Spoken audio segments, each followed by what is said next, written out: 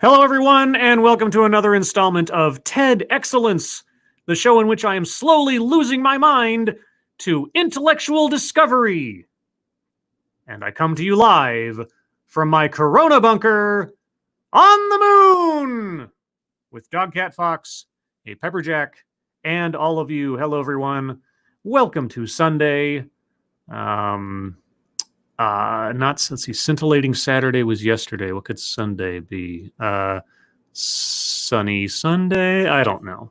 I've stopped thinking. I spent the first 3.5 hours of my morning working, and I'm only sort of just now coming down off of that, which is relatively mind-numbing. So, hey, why not just continue the whole theme with going into a TEDx, right?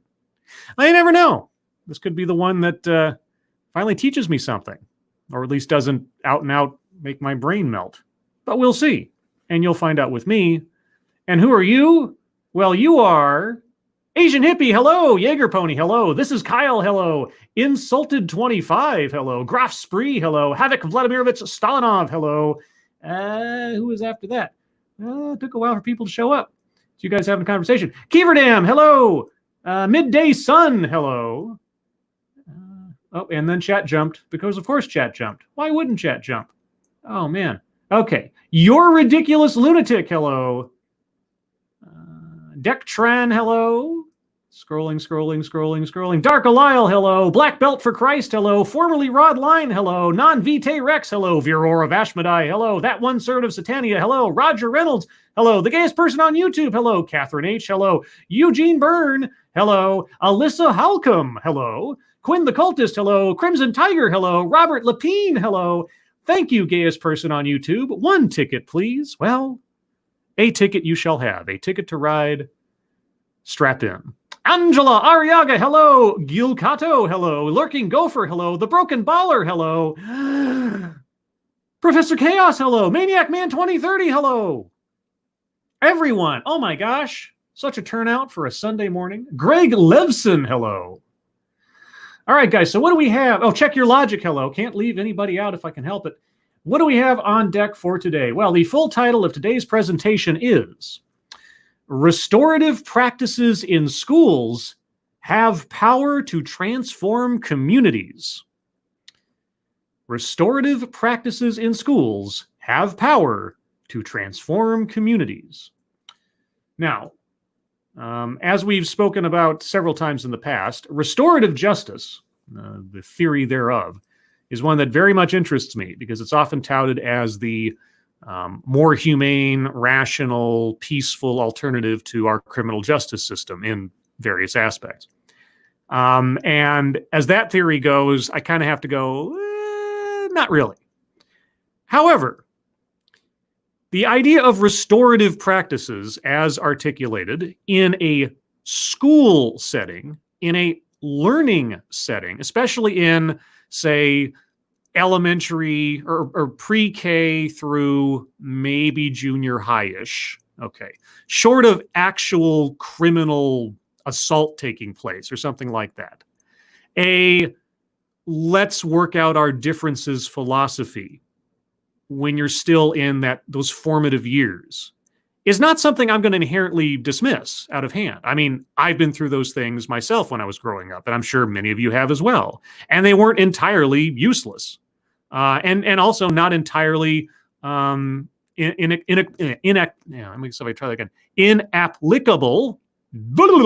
to the situation at hand. You know, a dispute, a fight, even a fight that got physical.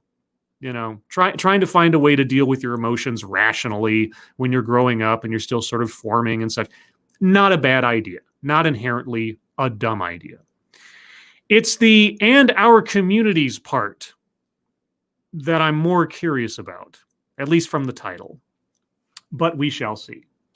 A couple more hellos before I move on. Death Glock, hello. And Twisted Skipster, hello. Mike R, hello. I think that's everyone so far. If I missed anyone, I will do my best to say hello before the stream ends. Now, also remember, guys, to have your bingo card ready because I have a feeling there might be a few bingo spots in here. Link to the current bingo card is in the description, so click on that, get yours ready. I have mine. I'm not going to go over the list again. You'll see it when you see the card. And as we proceed, I will fill in the spots. And at the end of the show, we will go over the bingo card. And if anyone has any arguments towards or against selections made on the card, or not made as the case may be, we will discuss them then. But now, per usual, I will let it start with a little sound check. You guys tell me if you can hear it, and then we will continue. Please excuse me while I unpack this for a moment. Anyone who knows me knows that I'm a bit of a pack rat. Okay, you guys hear that? Excuse me while I unpack this for a moment. Now I don't know that this is going to come up. Like I said, I haven't watched this. I did one sort of sound check of some segment of the sound in there to make sure it wasn't terrible. And I saw the opening image here of her with her backpack, and that's why the thumbnail is the way it is. But as she says that, pardon me while I unpack this, I cannot help but think of Peggy McIntosh's Unpacking the Invisible Knapsack. I don't know that that even applies here, but that's just where my brain went. Everybody says, sounds good, sounds good, sounds good. All right, so she brought a backpack to her TEDx talk. Let's see what magical wonders she has in store. And even on the TED stage, that's going to be the case. Okay, I guess. Physical abuse.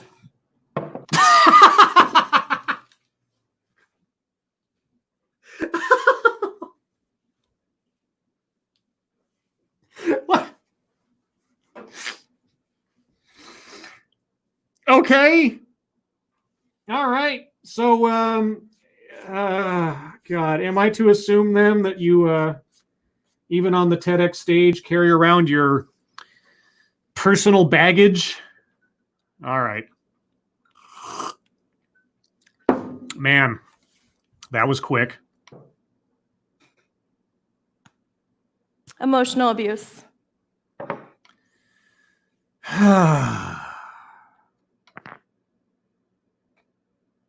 Sexual abuse.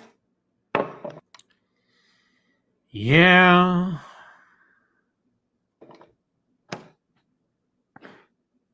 Physical neglect. Emotional neglect. Sexual neglect. Witness to violence. Uh-huh. You skipped a rock. An incarcerated relative. Uh-huh. I gotta tell you guys, this is...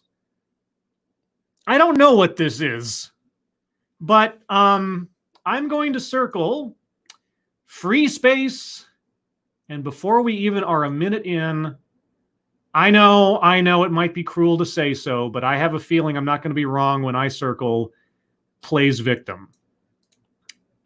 I am willing to take it back, but I got to tell you.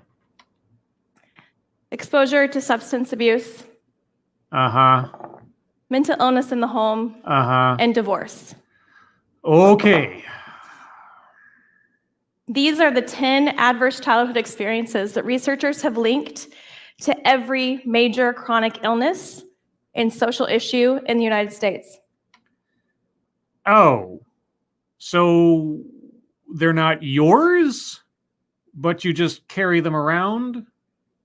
Or am I just misunderstanding? But okay, sure. One or any combination thereof of what you listed off could do those things, yes. I'm already depressed, so I don't know where else you're going to take me at this point. Sit with that for a moment. I have been, with pauses and such. Every major chronic illness and social issue in our country is linked to these rocks. Heart disease, cancer?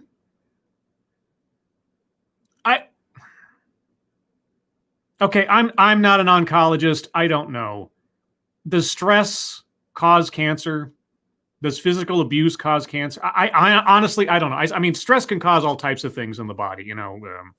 I mean, anxiety and heart pressure, blood pressure, heart disease. Okay, all right. You know what? Not being a doctor, I will, for the sake of argument, stipulate that sure, all of those things she listed can contribute to those diseases. Direct cause, other factors not involved, but contribute, sure. Okay, fine. Granted. Yes. By the time I entered high school, Uh-huh. I had collected 7 of these 10 rocks. Okay. And, in all seriousness, sympathies. Ideally, nobody's going to have to go through one or any of those things in their life, but life happens. And if she experienced terrible things, obviously not to her own doing or anything, all sympathies. Rocks can be grounding or heavy. How do we support children in our community who carry this heaviness to be productive and successful citizens? So we're going into the it takes a village theory, which, it's a nice theory. It's not always practical. Or watch out for your neighbor, pay attention to things, and if a kid's, in trouble, that kind of deal. It's not an easy situation to either become involved in or to even solve. The worst traits of human beings will always be played out somewhere, somehow. I'm not happy about it, just reality. It's a big question, right? Well, I'm here today to tell you about a way that I think we can do it. Okay. Restorative practices in schools has the power to transform communities. Okay, so just hearkening back to the previous TEDx for a moment, she has used the first 2 minutes to articulate the problem. Okay, the problem is all of these rocks that affect children who carry them around and over the course of time contribute to chronic diseases. All right, so she has a solution to address this. Okay, so problem articulated. It's a relatively clear problem, I guess. I'd still want to have some more scientific information on exactly how you get to cancer from getting beat up as a kid, but okay, sure. Stress, emotional abuse, and so on. All right. Now that she's articulated the problem, will she offer a clear solution? Even if it's one that doesn't quite make any sense, it does at least follow its own internal logic. That is the million-dollar question here. 14 years ago, when my husband and I first welcomed our foster daughter into our home, okay, I set out on a mission to find ways that I could support students who come through my door every day with these invisible life backpacks so full of pain, suffering, and neglect. Okay, so you're a teacher, I'm assuming, and I'm assuming a teacher of somewhere in between K through 12. Probably lower than 12, but okay. All right. I'm making an assumption. And you want to help these kids. All right, that's very noble. I could relate to their pain. It was the silent language I spoke as a child. Okay. I even named the pain. Oh, okay. I called it my sad ball. That's depressingly adorable. As a teacher, it's like I have special X-ray glasses that can see these heavy backpacks. Oh, okay. Do you have any child psychological training or education? I assume there must be some. If you're an educator, you have a little bit of that, but I hope you're not looking to have your confirmation bias sort of confirmed by trying to find kids who are harmed and conjuring problems where there might not be or suspicions thereof. I'm just saying some people can get a little bit fervent in their pursuit of evil in the world. I wanted to find ways that we could hold them to high expectations academically while also supporting them to thrive. Well, again, as a teacher, that sounds very noble. Not an easy feat. No, I would assume not. I get asked a lot, how did I survive over the years, like my whole life? How did I survive the heaviness of these rocks? You picked yourself up and just moved on. I mean, I don't mean to downplay whatever her personal struggles are, but here's the thing. All of us have personal struggles, and it is all somewhat relative. You could have a rich man and a poor man, and you could try to compare the rich man's worst day of his life with the poor man's worst day of his life and say, oh, the poor man's got it worse. And I mean, maybe from an outside perspective, you could make that estimate. But here's the thing. If it's the worst day of your life, it's kind of hard to try to equate those or say that one's worse than the other one or something. But how did you survive all this turmoil? You just keep going. There's really not any trick to it. It's not easy. It's not, it's not uncommon, however. Thank you, The Broken Baller. This is why people should homeschool their kids. I'm not going to go that far myself. I mean, it's, to each their own. But I guess my first concern here is she sounds like a crusader. And when someone sounds like a crusader who's in a position of authority over children and their early development, that's when I get a little concerned.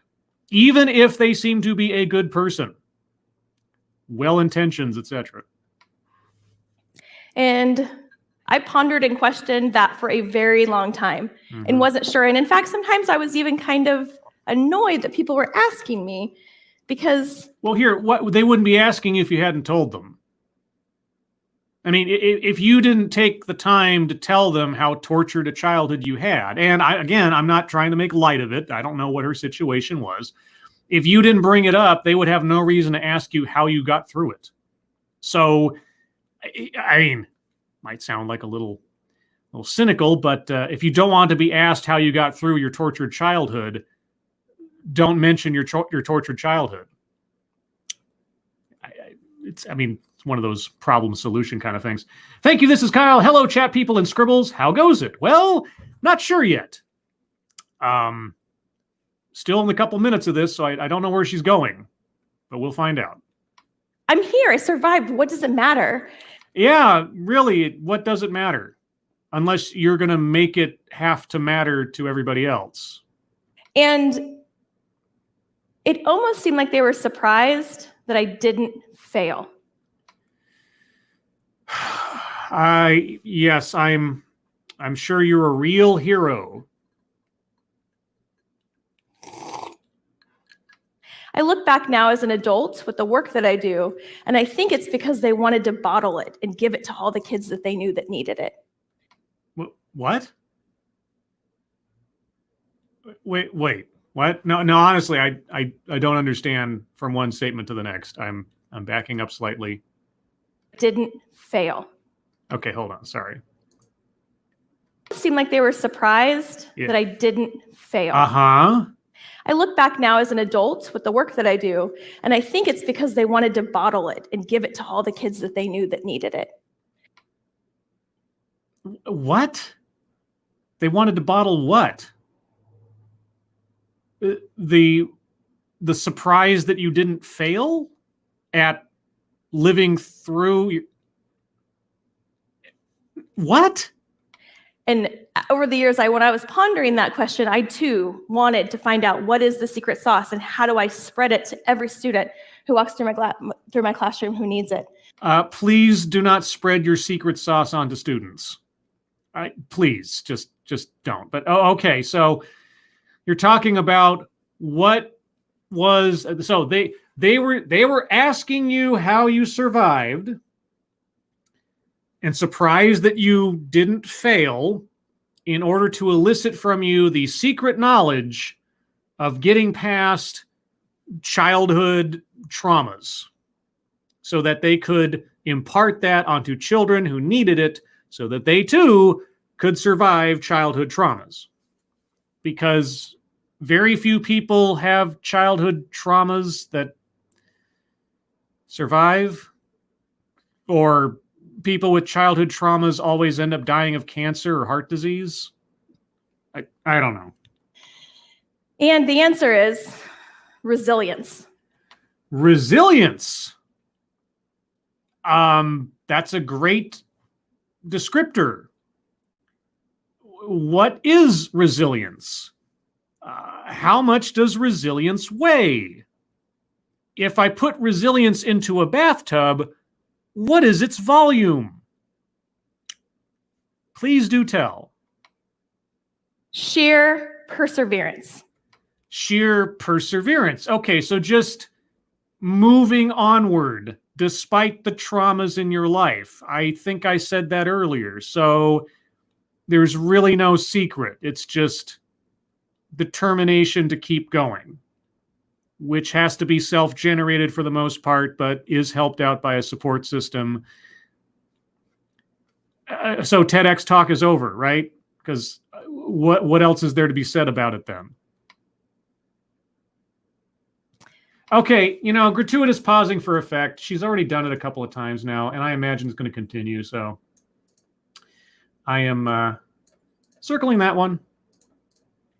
Around the same time that I was asking that question and pondering my own healing journey. Your own healing journey?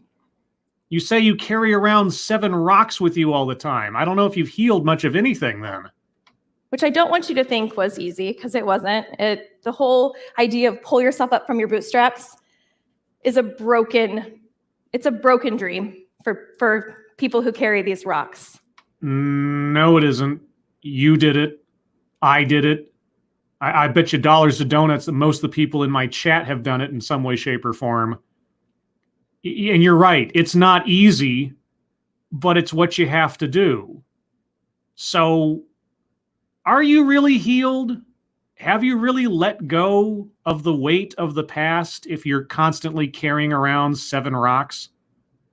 It's a long and hard journey. Yeah. And it takes a village.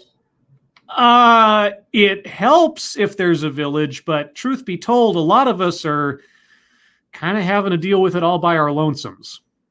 And I'm one of those, for the most part. I didn't have a village behind me. I had maybe 2 or 3 select individuals who helped me along at different points in my life. But 95% of the time, it was me just having to pull myself along. And you are that village. A TEDx audience is your village. You have my condolences. Carol Dweck was conducting one of the most groundbreaking studies on the topic. Okay.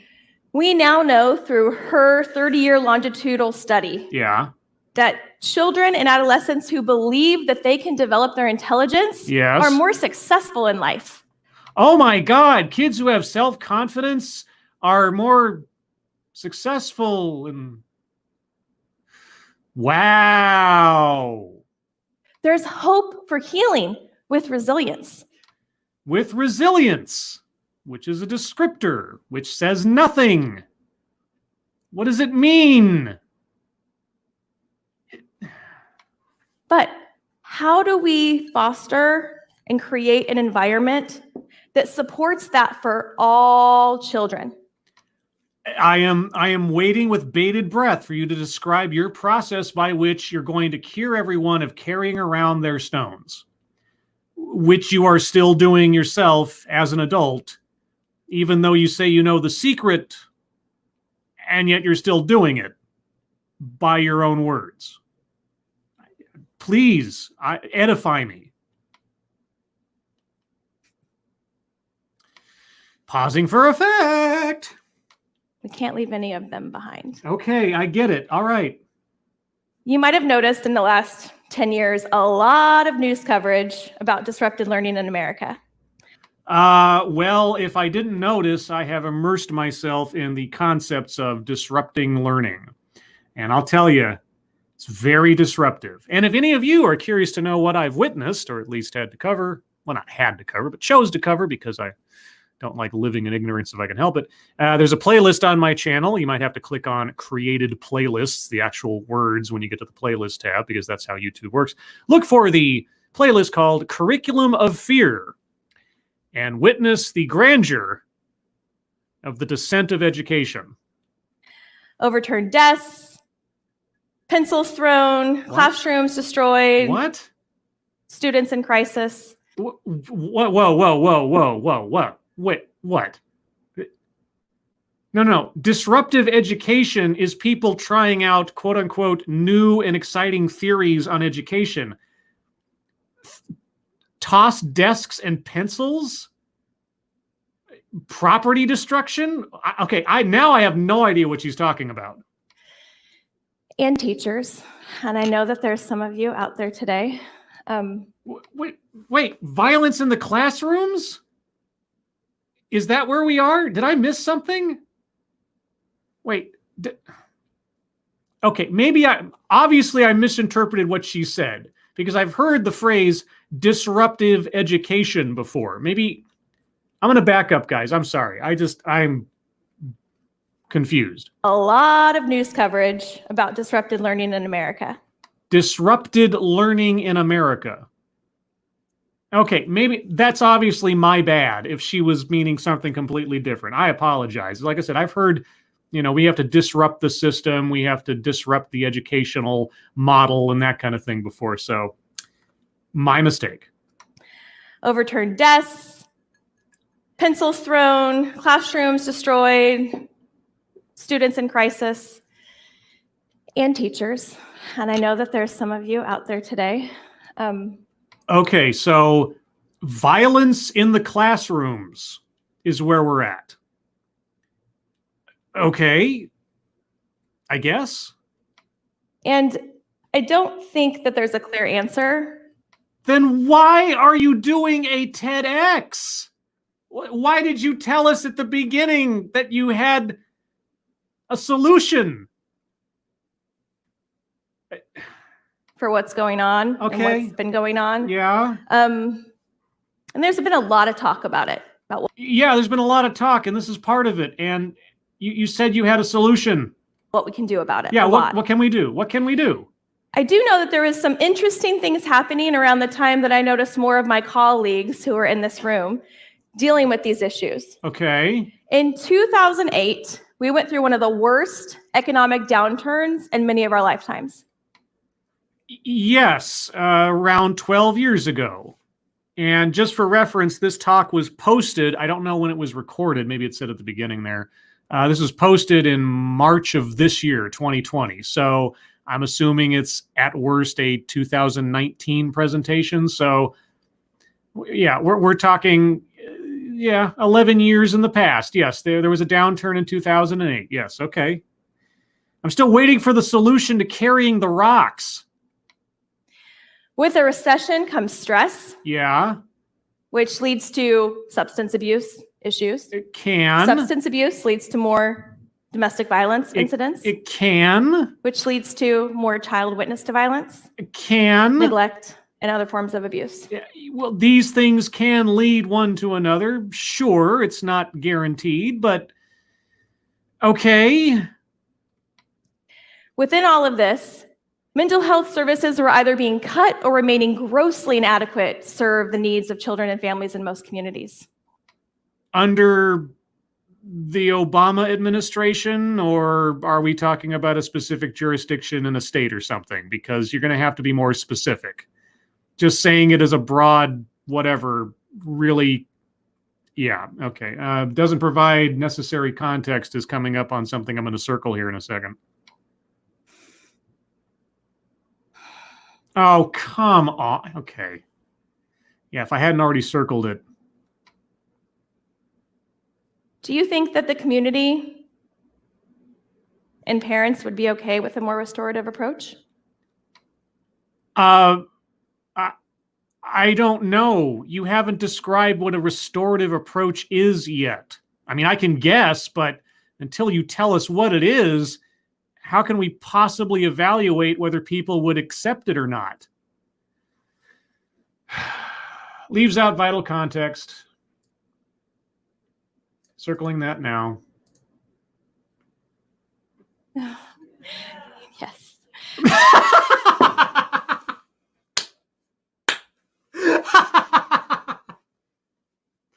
That was your Jeb Bush, please clap pause right there. Will somebody not respond to me from the audience to affirm my speech? And I think the audience was having the exact same thought I was just then. It's hard to say, yeah, when we don't know what it is that we're supporting. Will you do so now, please? Take this situation, for example. Oh, an example. Okay, it's not a list, not yet, but an example. All right. Give me an example. Give me an anecdote. Something I can sort of dig my teeth into, figuratively speaking. Meet Max and Xavier. Max and Xavier. Max and Xavier.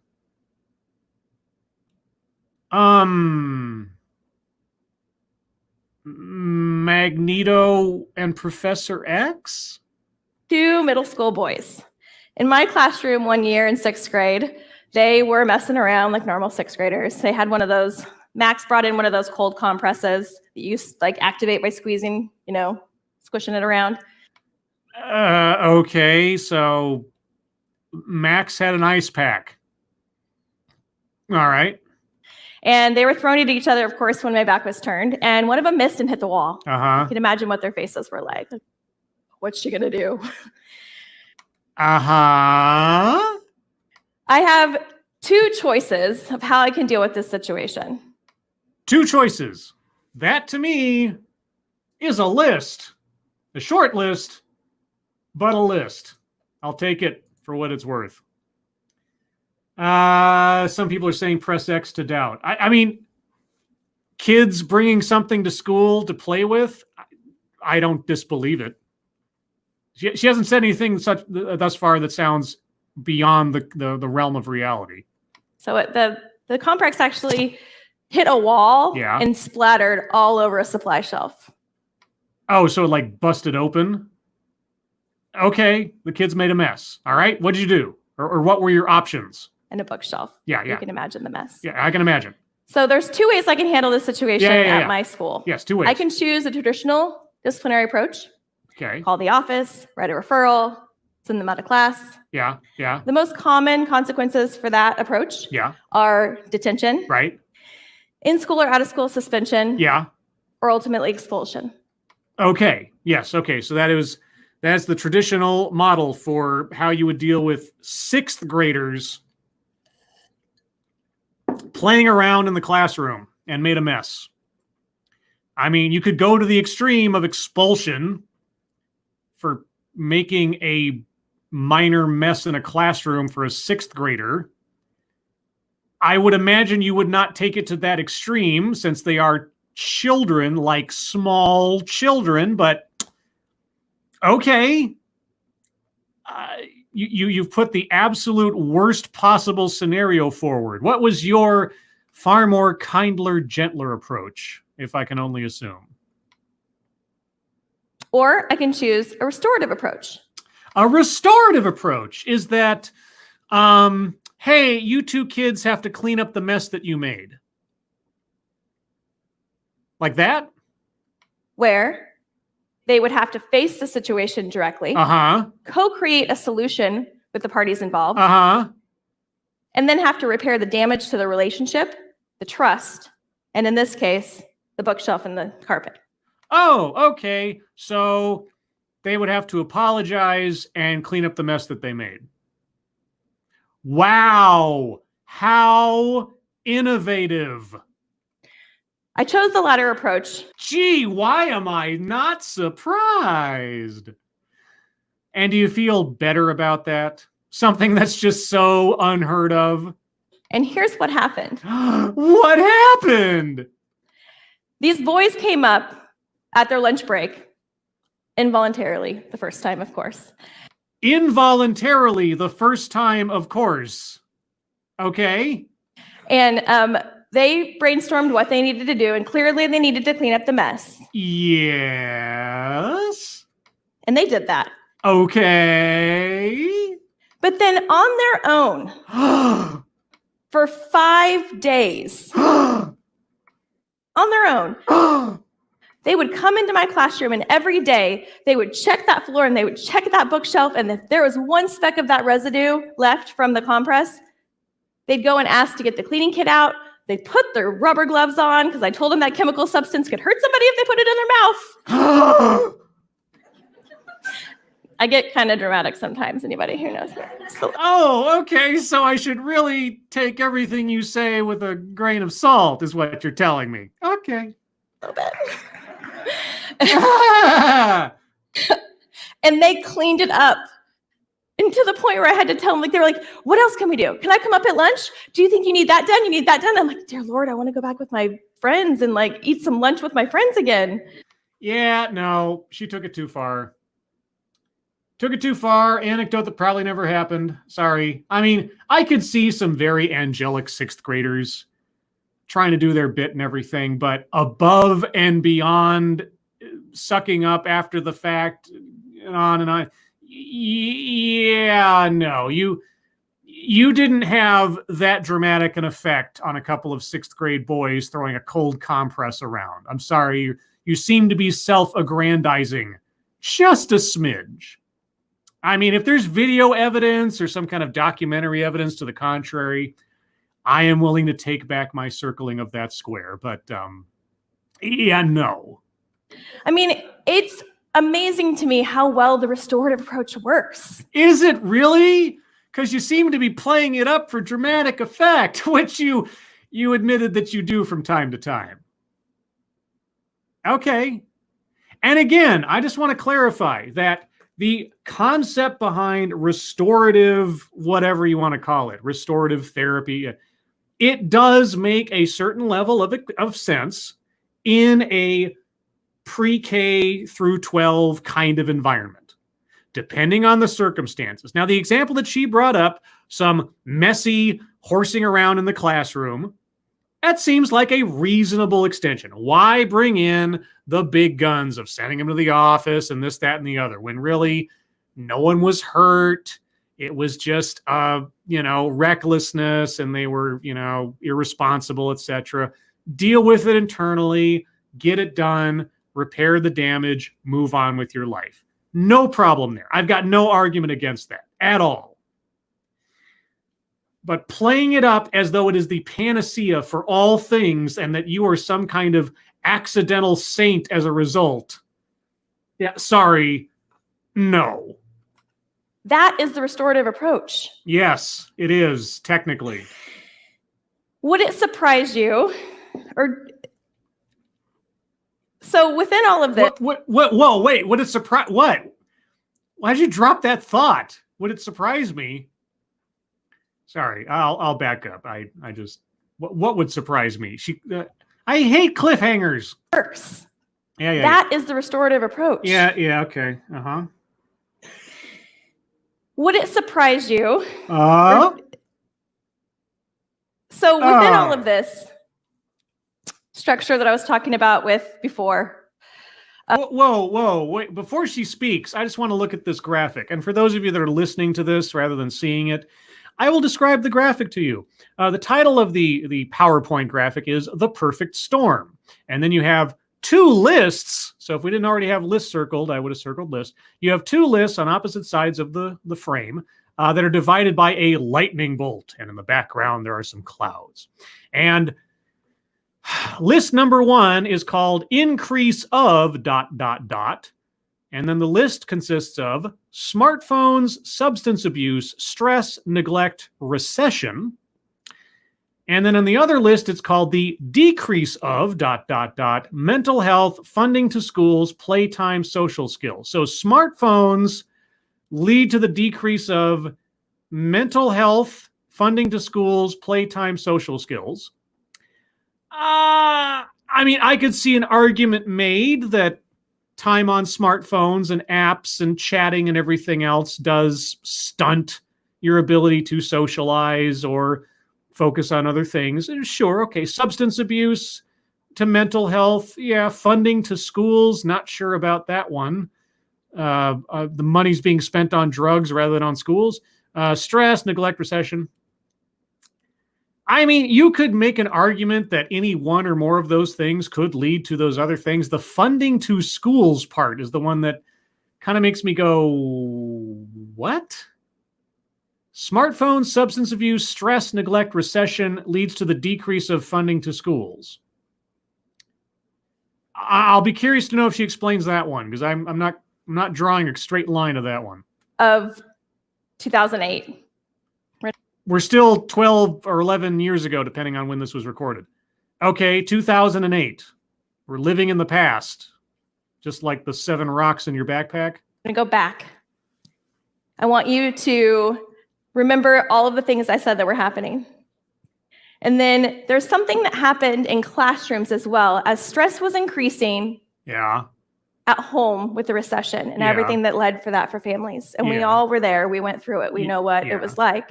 Everyone was affected by it. There was also news hires benchmarks for expectations in schools that were happening. News hires benchmark? Is that like some kind of like rating agency or something? News hires? Maybe that's people's like last names or something. I don't know what that is. And those benchmarks are good. We want our kids to succeed. Yes. Please don't tell me there's a but coming. But add that in to what's going on already, and it was a perfect storm.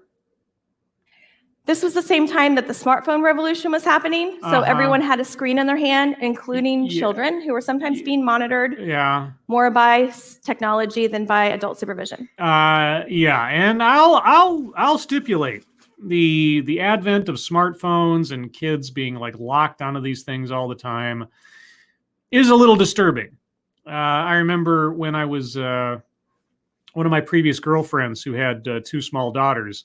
It was very bizarre to watch. I think she was 3 at the time. She was running around with mom's smartphone, watching Netflix Kids, and just being a virtuoso at operating the phone. And she was like 3. It was such a contrast of I don't know, generational experience or something to watch someone that young dealing with technology that high and just as though it were nothing.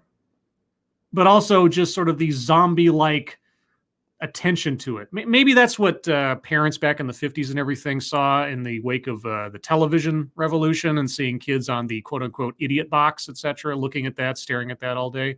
It is a little disturbing. I won't deny. And I always had to wonder, like, how is this going to affect them in just development, in play, in socialization, and so on as they grow up? And again, maybe it's just an exact one-to-one comparison to television and video games back in the 70s, 80s, and 90s. And it's not really that great of a worry. But still, it's bizarre.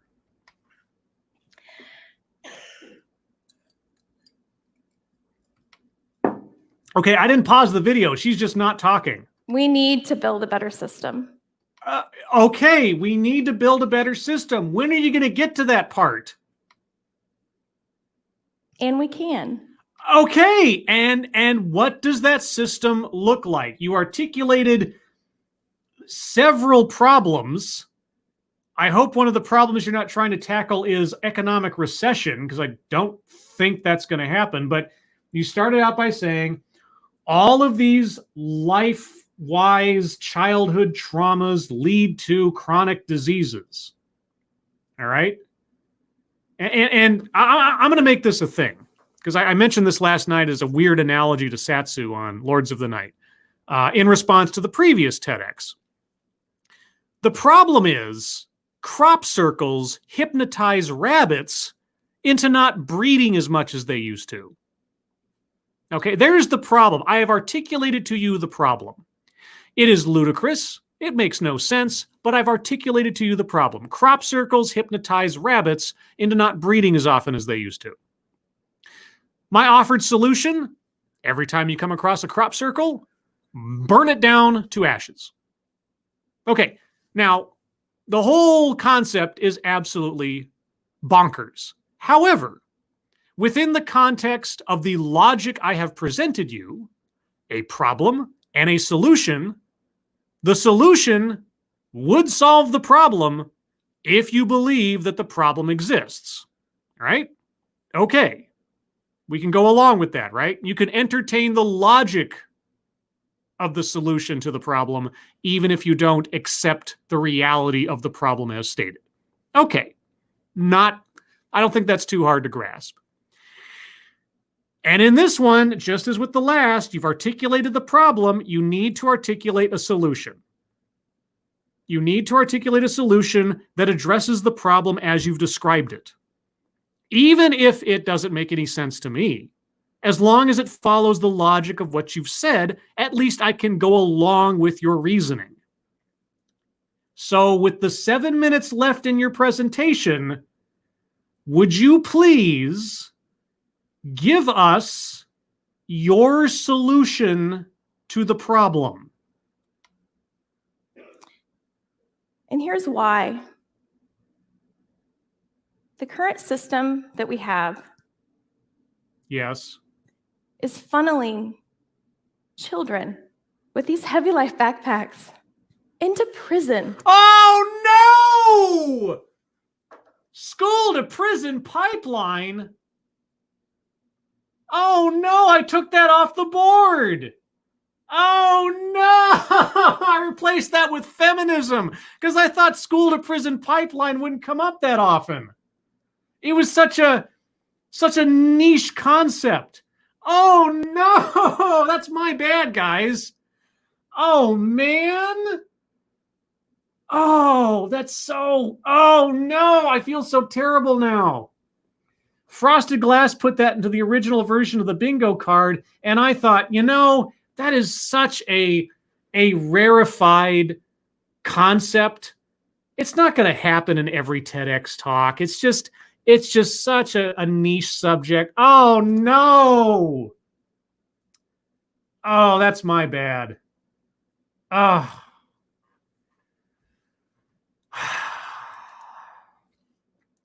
However, that being said, honestly, the last thing I thought we'd get to in this talk was school to prison pipeline. And we still haven't been offered a solution. So yeah, that's my fault, guys. If you want to go back to an older version of the bingo card and start filling it out that way, go ahead. I will accept those. If you find a bingo with a previous version of the bingo card as a result of this, I'll accept it. Just saying. But, oh, I feel like such an idiot now. Okay, that's not me pausing the video. I played the video. She's just sitting there letting silence reign supreme, I guess. And in my years of teaching, I have seen this happen more than I want to tell you about. Oh, why? Why not tell us about it? You've got the stage. It would be great anecdotal evidence, at least, if nothing else. But okay, what's the graph that's being shown here? School to prison pipeline. Young people per 100,000 of relevant population in custody. And the USA has, I'll say, 325, 330, whatever, on the line. Relevant population. What is the relevant population? What is your source for this? What does that number mean? If I hadn't already circled leaves out vital context, I'd certainly be doing it right now. And we are incarcerating more young people than in any other developed country in the world. Incarcerating? I thought we were going to be talking about changing the system to address childhood traumas, or helping children through childhood traumas to develop resiliency. Why are we going into the end point of where they could end up? I thought it was about health issues. Now you're talking about incarceration. This is Kyle. Thank you so much. Welcome to my TED Talk. Let me just say that society has a problem and we need to find a solution to it.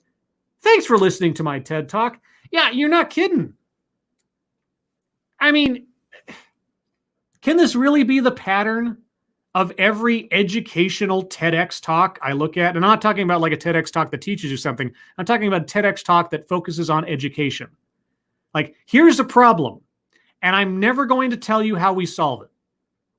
I mean, she's got 6 minutes left. Maybe we'll get there. Any other developed country in the world. Yeah. And not by a small margin. Yeah, okay. By a lot. A lot, yeah.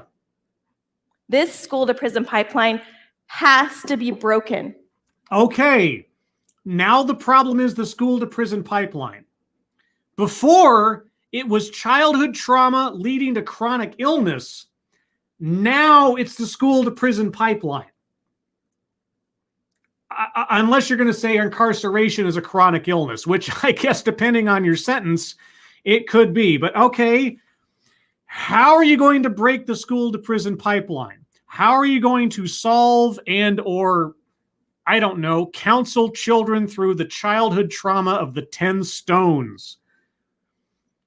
It sounds like some kind of fantasy novel. Trauma of the 10 stones.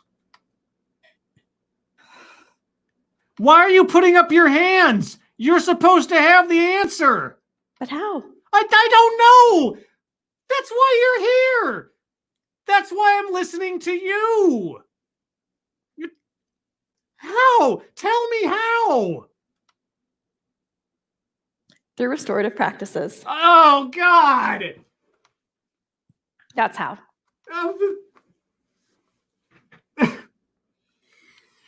And what does that mean? So let's take a step back. Oh, please, let's take a step back because I am scared to see where this is going forward. Sorry, it's a little sombering. A little sombering? You start out with physical violence, sexual assault, witnessing drug use. It's a little sombering? I don't know what to tell you. This is probably one of the most depressing TEDx talks I've ever watched. But important information to know. We need to know the pond that we swim in, and sometimes we don't know the pond we swim in. Word salad. If not for that statement alone, then for the combination of everything said prior to this. Let's look at the traditional ways that we've dealt with challenging behaviors in the public school system in America. Okay. Trying to keep hope alive here. Okay, so you're going to bring up how things work now, and you're going to compare and contrast that with your better alternative, right? I hope. Fingers crossed. Okay. If a child doesn't if a child doesn't read, we teach. Yes. If a child doesn't swim, we teach. Yes. If a child doesn't multiply, we teach. Well, I'm hoping children don't multiply until they're of age and legal discretion. I know, bad joke, but all the same. If a child doesn't know how to drive, we teach. Hopefully at that point they're less a child and more a teenager, but okay. If a child doesn't know how to behave, we teach, punish. Both. Depends on the circumstances. Okay, where's this going? Why can't we finish the last sentence as automatically as we do the others? What do you mean we, white woman? I would say teach. And if they fall out of line, there has to be some kind of consequence. People, children included, have to learn that there are consequences to their actions. And if they go to the point of behaving in such a way that they destroy property or harm someone else, maybe punishment is required. What did you do exactly again when your two boys in your classroom were horsing around and caused property damage? Did you both teach and punish them at the same time by having them confront the damage they caused and then work to fix it? Was physical labor and cleaning up their mess not a form of punishment for their actions? Didn't you do both in restorative practices? Or was I completely misunderstanding the point of your anecdote? Would it surprise you if I told you that the majority of the children that we are incarcerating? The children we are incarcerating. Are you talking about the juvenile justice system? Are you talking about juvenile delinquency? What are you talking about? Children we are incarcerating.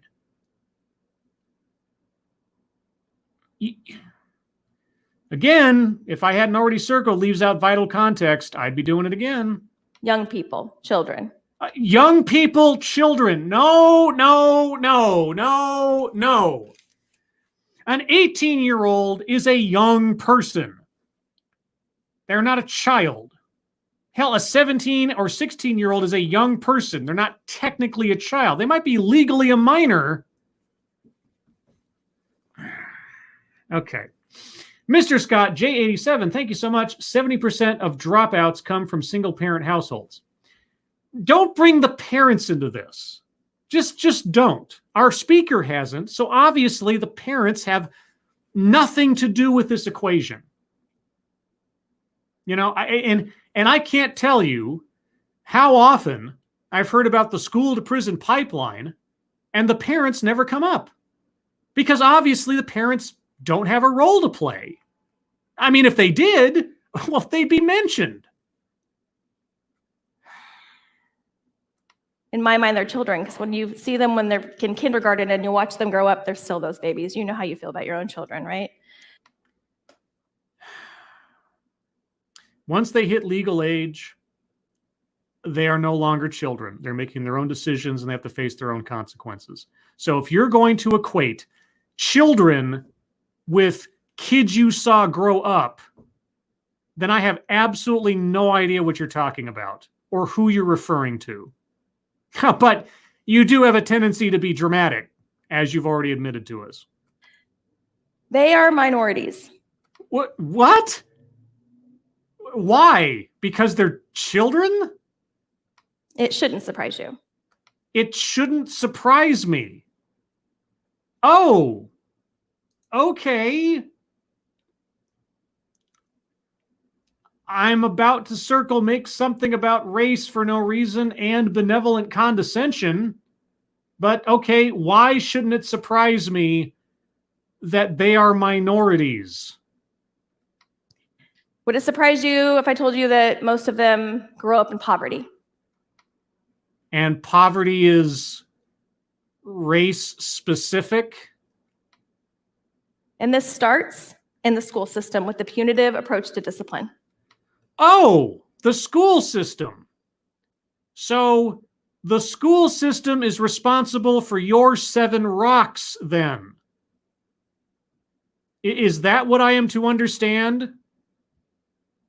There's no at-home component here. There's no parental component here. It's the school system. I'm going to circle systemic, because for all intents and purposes, that's where we're headed if we're not already there. Where we are punishing them instead of teaching them the skills they need.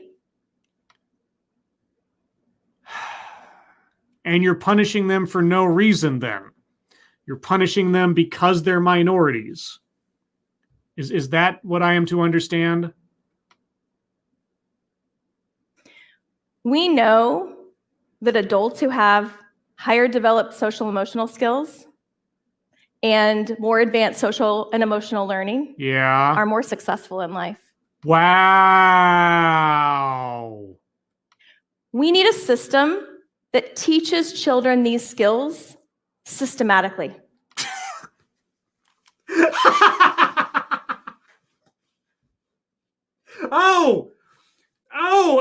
A system needs to be systematic, you say? Wowie, wow, wow.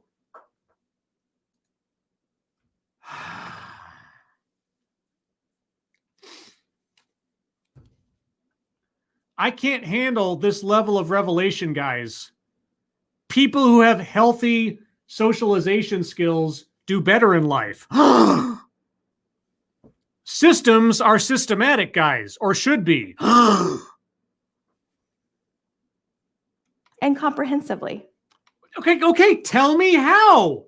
I've waited 13 minutes. You described the problem in the first 2 minutes, and all credit to you for using the first part of your talk to give us your thesis statement. Okay? Credit where credit is due. You described the problem. Childhood traumas. You listed off 10. and these lead to chronic physical illnesses, and you want to solve this problem. Great. It's been 11 minutes, and you're nothing but a tease about your solution. Mr. Scott J87, thank you so much. We know minorities have higher fatherless rates. We need a system where the government becomes their daddy and teaches them how to act. I never stop being amazed at these talks about restorative justice when it comes to children and or the school to prison pipeline. And I know I said this before, but I just want to restate it. I mean, of all the ones that I've watched that have dealt with the school to prison pipeline, I am challenged to think of a one that made the parents any significant talking point in a presentation, that made home life any significant talking point in such a presentation. It just almost never comes up, never mentioned, as though it has nothing to do with it. It's always the school's fault, the administrator's fault, the discipline system in a school's fault, totally and absolutely. The kids are just created as victims of a quote unquote criminal justice system within the schools, whole cloth, out of nowhere. No other factors involved. Never ceases to amaze me, because I do not doubt that the people involved in these conversations are intelligent people. And yet they seem to just persist in some kind of willful ignorance or willful dismissal of important factors into childhood development, like parenting. We need a system that stops punishing kids in crisis. Okay, please articulate for me the details of this system. We need a system that supports them to heal, holds them accountable, and while also building healthy relationships with their peers and each other. Please articulate to me the details of such a system as would alleviate the 10 stones leading to cancer. And I know I'm using shorthand here, but the pepper jack is hitting me, guys. There's a saying at the school where I currently teach. Oh, God, I don't want... Give us details, please. People do well if they can. Okay. People do well if they can. Yeah, no, I heard you the first time, and it only makes a little bit of sense, I guess. Maybe I'm just being cynical. I propose we shift our thinking to view behavior as any other skill in life that we need to be successful.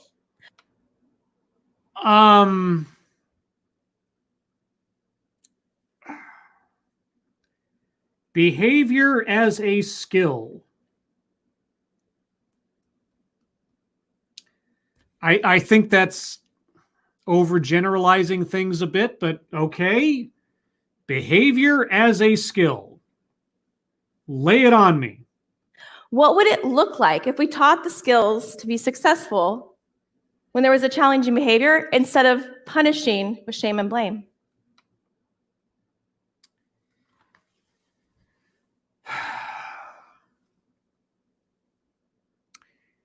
So what you're telling me is,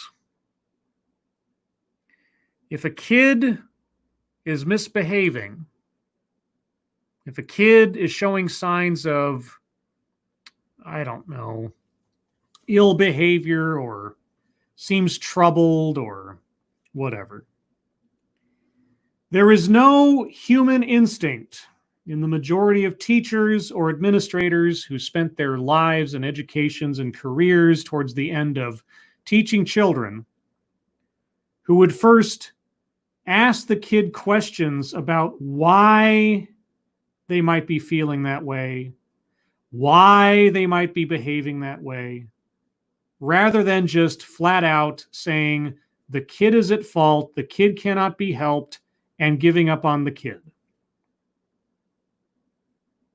Is that what you're trying to sell me? That all the teachers, all the administrators, except for you, are seeing children who have behavioral issues as lost causes.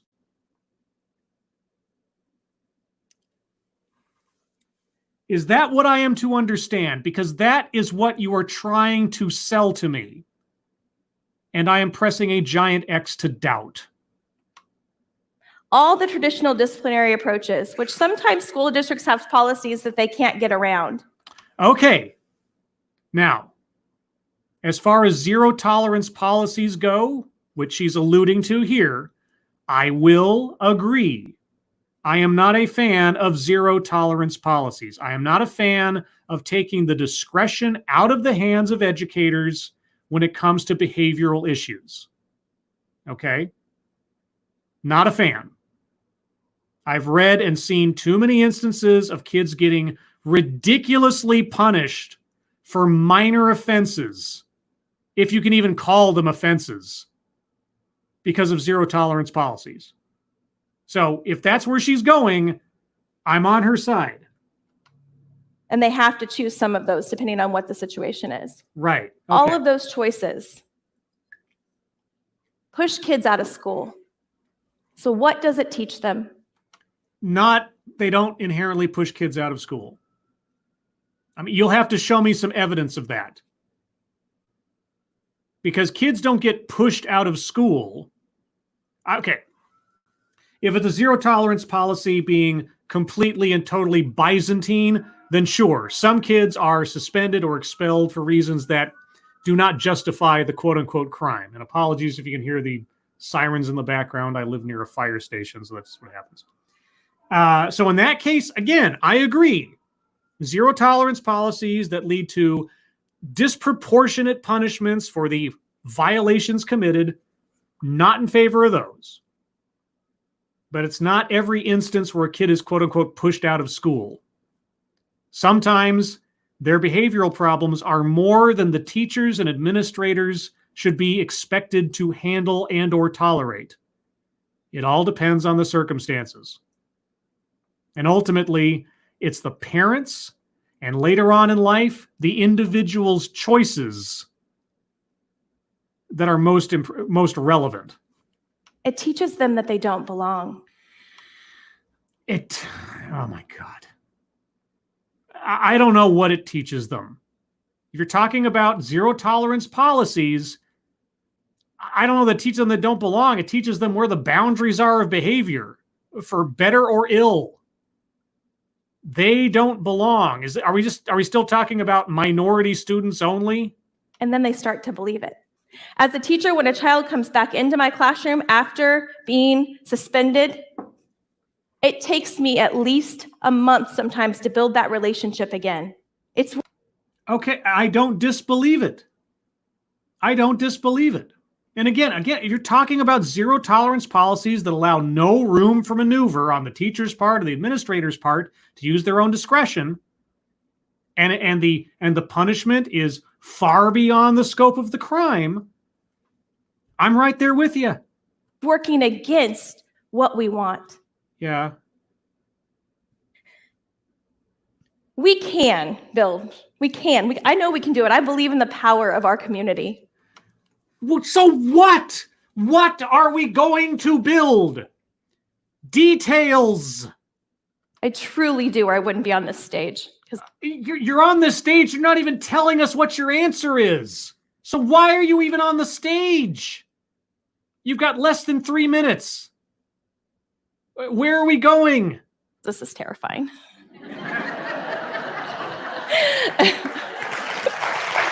Thank you. Okay, you've got stage fright. I empathize. But you spent the last 14 minutes and 50 seconds not giving us an alternative. Oh. And here's how you can help. How I can help? I thought you had an answer. You said at the beginning you had a solution for the 10 rocks. Right now, in a very small way. Okay, tell me. The next time you find yourself in a conflict, or you're helping your child through a conflict, I want you to use these 5 questions. Oh, well, if I hadn't already circled the list, here's a list. What happened from your perspective? Who was affected by it? What do you remember thinking or feeling at the time?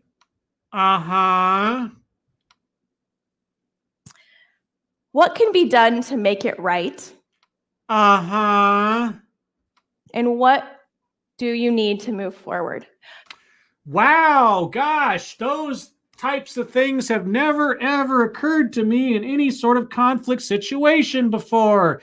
Golly gee whiz, Batman, these are totally innovative and revelatory ideas. I wish someone had thought of these things back when I was a kid. Give me a break, would you, lady?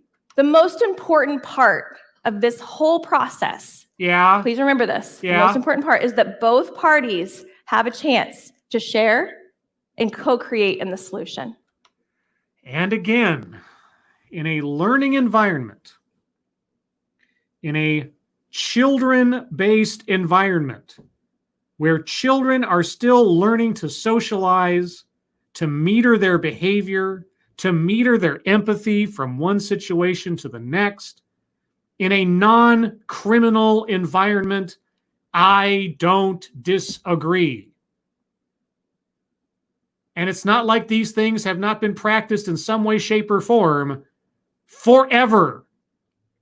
Does the phrase kiss and make up not resonate with you? I assume it does, but because it describes a process of reconciliation that is familiar to everyone. You are not giving us anything new. And your solutions, as well as your problems in this talk so far, are so scattershot that I can't connect one to the other.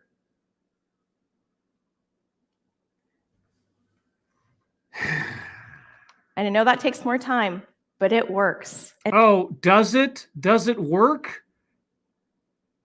Always and forever? Or is it one option? You listed off the 2 options. You can either go the straight mechanical disciplinary route, or you can go the restorative practices route. It's true. Might it be that the circumstances of the situation dictate which route to go down? Maybe. A cold compress explodes against the wall and makes a mess. A kid stabs another kid with a ruler or something. Wow, sirens are really out today. They must be after me. I bet that's the idea police listening to this TEDx talk and going like, man, we got some problems here. And it's worth it. Okay.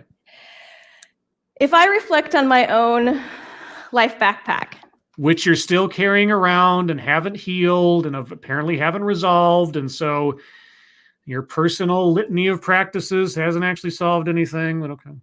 And think about all the rocks that I carry every day. All 7. That have now become the pride of my life.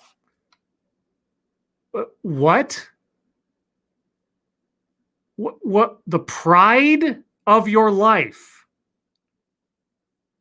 You carrying around the 7 traumas of your growing up is now the pride of your life. You take pride in your personal unresolved baggage. Oh, okay. Of my survival. Oh, your survival. Oh, okay. All right. One of the things that I think of is that if it weren't for my friends, your friends, my teachers, your teachers, and my friends' parents, and your friends' parents. Okay, now I don't know what her personal traumas are. She didn't name them off, but I'm going to assume, and I don't think I'm off base in saying that her home life, her family life was not very healthy. And, for whatever it's worth, all sympathies to her on that basis.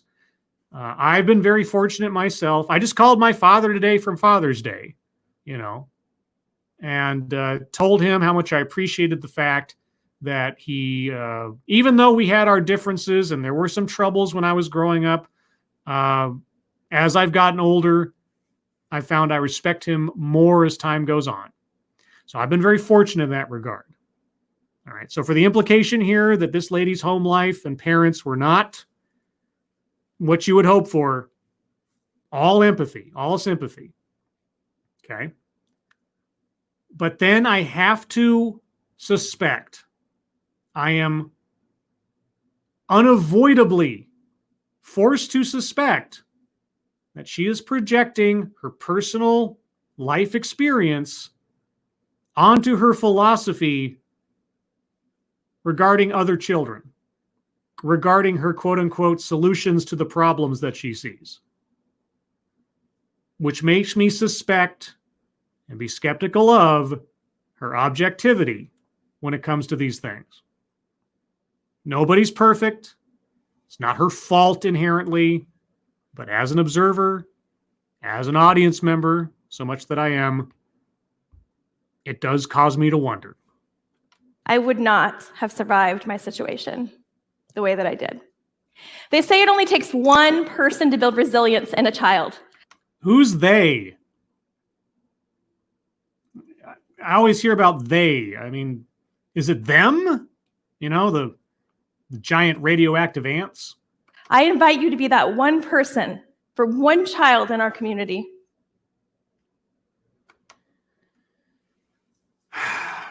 We're not going to get an articulated solution to the problem described at the beginning of this, are we? Yeah, I had hoped so. It seemed promising. And if you happen to be, I wish I could see because I would make eye contact with you.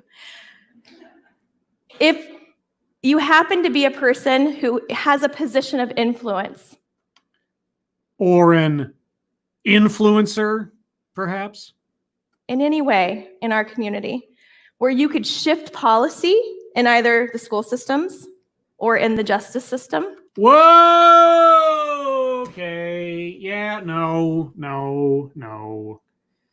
The majority of this talk was dealing with school-age kids and that kind of process. And like I've said, I don't necessarily disagree with restorative policies in schools.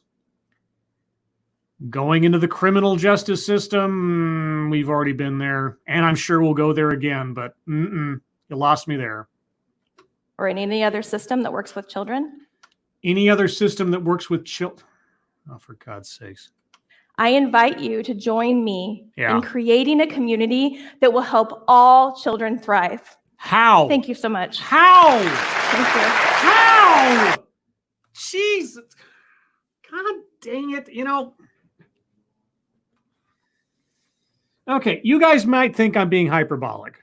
And I can understand if you would think that because of my reactions and everything else. And don't get me wrong, I've listened back to some of my past TEDx talks and listened to myself just kind of go off, and I laugh at myself because it seems so over the top. And there is an entertainment value to a certain extent of my just losing it on some incoherent point or some lack of context or something. But seriously, I look at people like our speaker, okay, this one and the previous TEDx talk, and I think to myself, all right, this person, and I'm going to assume, I'm going to stipulate for the sake of argument, this person has gone through school and work experience and one-on-one experience with children or educators themselves or whatever. And this is the conclusion they have reached. And on a stage where they are to give a presentation about a problem and their solution, or a theory and their pitch for it, This is the best they come up with. Someone who is an educator, this is the best they come up with. And you can say, wow, that was a really bad presentation. That was a lousily articulated argument. And you just go on your way. I'm like, yeah, that was nuts. That was just incoherent. Like, okay, you could just leave it there. But I always think after this, as soon as that person walks off the stage, they're going back to their position of authority over children or a business or a jurisdiction, depending on who we're talking about, whatever speaker we're observing. They still have a role that they are professing this information or this belief onto others. And more so than any other subject matter, does the role of an educator in these situations make me concerned about what kids are being taught, how their minds are being shaped, or what the teacher thinks their role is in the children's life. Does the teacher profess themselves to be something akin to the parent? Do they see themselves as the foster parent for these kids during those times of day where they're overseeing their education? The fact that she never mentioned the kids' parents in this process, that she spoke to the parents about the problems the kid was having, investigated what might be going on at home. I don't know for a fact. I can't read this lady's mind. I don't know all of her actions. But it makes me very wary of where she thinks she fits in these kids' lives. And so when she walks off that stage and she's presented all this to us and she hasn't offered any solutions, but she's built up her own personal belief in an amorphous fashion as the answer, I get concerned. And so my surprise, my reactions, my outrage is not just for entertainment value. It is thinking at least 3 steps ahead of, this lady is going to walk off this stage and go back to teaching children. Teaching them what? Is she keeping things from the parents because she doesn't trust parents because her parents were bad? I don't know. So anyway, speakers should not be in current occupation or position.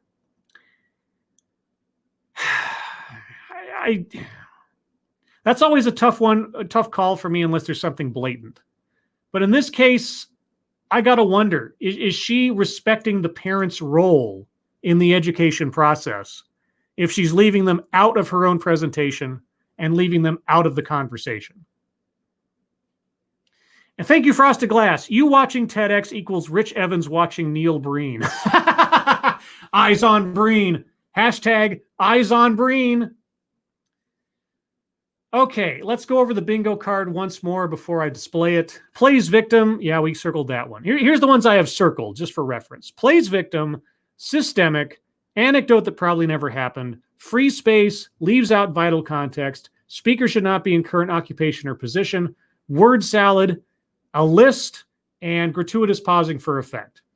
I'll go over the ones that weren't circled and think about them a second time. Feminism, never brought up. White supremacy, she mentioned minorities, but didn't go much further than that, so I'm not going to circle that one. Childhood or family anecdote. I mean, technically, she brought up her own childhood, so I'll give that one, all right? Well, not technically. She did bring up her own childhood, so that counts. Thank you, this is Kyle. I have a 7-year-old little sister, and I fear every time she goes to school what BS those extremely liberal California schools teach her because I don't think I'll handle it in a good way. Well, like any parent or concerned older sibling or whatever, just talk to them about how their day was. What did you learn in school today? That's the most you can do.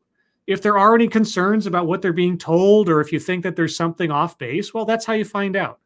Go to parent-teacher conferences and so on. My mom was very involved in my education growing up, and obviously as a kid, I didn't quite understand the context of it all or what was going on and everything, but they were very attentive. They asked me what was going on. They kept in touch. Do I have anything to measure it by as far as perfection in parenting when it comes to education? No, but I never felt like my parents didn't care about what I was doing in school. So, just communicate. It's like with so many other relationships, just keep communicating. Microaggression, never brought up. Takes credit for something done by others. No. Attempt to coin new buzzword. I mean, restorative practices is not a new buzzword. That's not some, I'm going to write a book on this topic and make a white fragility million like Robin DiAngelo. So no, I can't do that one. Equity, no. Rape culture, no. Toxic, never mentioned. Marginalization, marginalized. I'm pretty sure she never used those words. She talked about minorities at one point, as far as the children were concerned, implicating minorities as just the automatic victims of this process. So make something about race, etc. for no reason. Like I said, well, she brought up minorities and never really went any further than that. So I'm going to make that a circle. Wage gap, no. Patriarchy, no. Benevolent condescension. I mean, it was an accusation towards others that children who were minorities would end up becoming the targets of discipline. So is that benevolent condescension, or is that an accusation of the system as inherently racist? I'm going to go for the latter. I didn't hear anything that was a benevolent condescension. I'll take arguments to the contrary, but otherwise, cultural appropriation, no, I didn't hear anything like that. So I'm going to save my bingo card there. Let's see. Sargent says, she said the schools are pretty toxic now. Did she use the word toxic? Honestly, if she used the word toxic, it right over my head. So can I get corroboration from anybody else in the chat that she said the word toxic? If she said the word toxic, we've got a bingo. If I missed that, I apologize. Let's see. Graph Spree. As a kid, my mom taught me if a biased liberal teacher tried shoving their politics into my face, give them absolute hell. Threw a book at my teacher's head for calling my family racist replicants. Really? First and foremost, I don't advocate throwing books at people's heads, but did they really say that? Wow. James Von Maxwell. I just talked to the old man. I had to scream into the phone, and I realized how loud I was. I'm sure I'll get an apartment strike. He's 84. Okay. I assume you're talking to your father. El Vaquero 555. This is the kind of woman with whom you cannot figure out where you stand with regards to policy. She probably votes repeal the 19th. Well, that's the thing. She never got any more specific than sort of the basic kiss and make up philosophy about conflict resolution. And that's not some new idea. So what solution was there to the rocks leading to cancer? I never heard it. And I never heard her say that this will stop cancer from happening or anything like that. I mean, I wouldn't have believed it if she'd said it, but at least it would have followed from her original thesis. Assassin of the Grey, Scribelight. I keep reopening old wounds and making them bleed constantly, spraying my disease thinking all over the walls so I can claim moral superiority over you. Hashtag dash Ted Karen. I mean, that isn't a incorrect sort of summary of many TEDx talks or TEDx or TED Talks in general. Let's see. Sargent says, I'm pretty sure that's what I heard. I mean, I don't inherently disbelieve you. I can't remember her saying the word toxic. So if somebody else can corroborate that just as a second opinion. Let's see. Chicago Mike says, I missed it, didn't I? The whole show? Well, we're just about there. Let's see. And Mr. Scott says school to prison pipeline. Again, that's my bad. I removed school to prison pipeline from the current version of the bingo card. I replaced it with feminism because I thought it was more general, whereas school to prison pipeline was so specific that I didn't think it would come up that often. And of course, second time around, we have a talk where school to prison pipeline comes up explicitly, and I hadn't thought it would. Let's see. Frosted Glass. Making kids clean up a cold compress kept them out of prison. Who'd have thought? Yeah. It's just, anyway, guys. Okay, I'm going to display my bingo card for reference here. Excuse me a moment while I close out the screen. If you guys have any other suggestions or comments or arguments for bingo card fill-ins, put them in the chat now while I get this last bit of the bingo card up for display. Let's see. Just a reminder for those of you that don't know, there is not a Lords of the Night broadcast tonight because, well, Sunday's our day off. Let's see. Let me make sure I got that. There. No. Whoops. That's not what I wanted to do. Stop that. Okay. Sorry. Technical difficulties. It's a matter of telling my computer what to and what not to display. There we go. And now I will share my screen, share the bingo card, and we're good. All right. So there's my bingo card, guys. One more look at the chat before I wrap this up. Mr. Scott J87, I can't believe she survived and didn't go to prison. I mean, it's amazing, right? I mean, if it weren't, well, I mean, she did say she had her friends' parents, and other teachers to help her through. So she wasn't alone in avoiding prison. Let's see.